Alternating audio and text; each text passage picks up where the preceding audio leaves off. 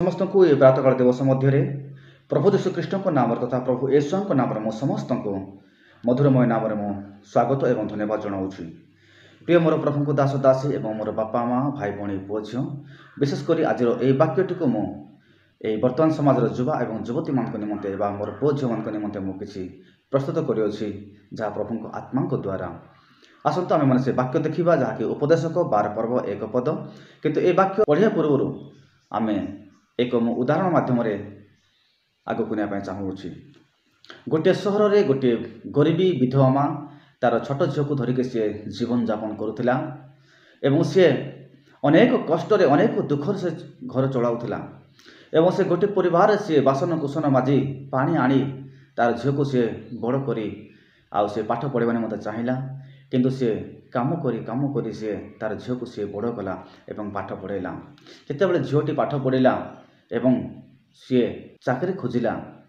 आ चाकरी अभाव निमंते सी शेष में सी निराश हो गला कहीं पाखे टंका पैसा नाला बांधा निमंते एवं सी लास्ट से निज हाथ काटिक सी मृत्युवरण कला। तार माँ को सी परित्याग कला एवं छाड़िक सी निज जीवन को सी हरैला। आसंता आम गोटे पाठ करवा।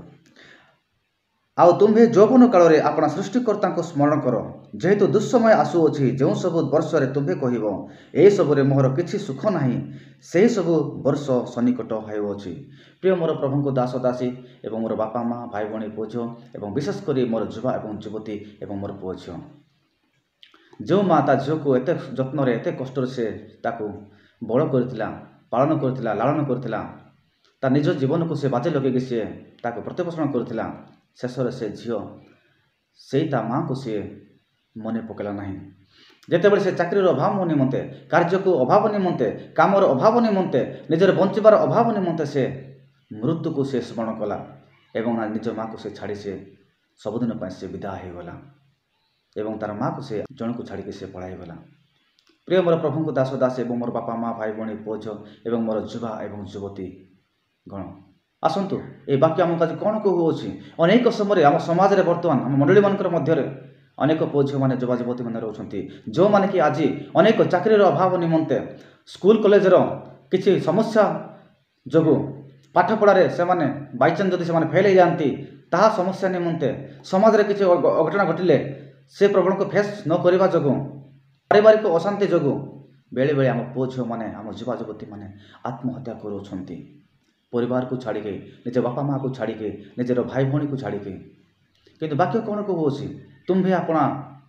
यौवन काल में सृष्टिकर्ता स्मरण कर। वाक्य आम कहूँ जो तुम कष्ट पाच दुख पाच समस्या आसूँ से समय तुम्हें मृत्यु को स्मरण कर ना तुम्हें अपना यौवन सृष्टिकर्ता को स्मरण कर। जितेबाला आम अपना सृष्टिकर्ता स्मरण करवा से समय आम निमंते किसी अघटना घटे ना कहीं जदि आम पाखरे जदि आम सम्मुखें आम हृदय जदि आम परमेश्वर जे सृष्टिकर्ता दिव्य मान अच्छे सी आम निमंते से किसी ना कि रास्ता खोजे। प्रिय मोर युवा एवं युवती मोर पुओ झी प्रत्येक आसतु आज आम मैंने चेष्टा करवा प्रभु को निमंते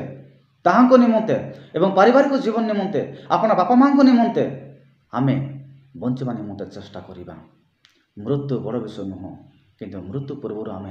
संघर्ष करा पड़ो चेष्टा करा पड़ो प्रभु को सम्मुखें आमको आंठु माड़ा पड़ो प्रार्थना करा पड़ो। समस्या समस्त जीवन में आसे जहाँकि से समस्या अनेक समय आम मान समस्त बेले बेले निराशा करें एवं बेले बेले सी शैतान आत्मा से आमको मृत्यु मुख को नहीं था किंतु मृत्यु हेले सरी जाए ना आमको बंचवा निमंते पड़ो एवं से समस्या बेले से कष्ट बेले से अभाव समय जितेबाला आम अनसक्सेसफुल होचु जेकोसी कार्य सेतेबेले आम अपना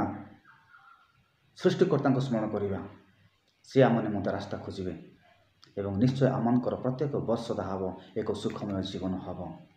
प्रिय मोर प्रभु को दास दासी एवं मोर बापा माँ भाई भाई पुओ झी विशेषकर मोर युवा एवं युवती एवं पुओ झीगण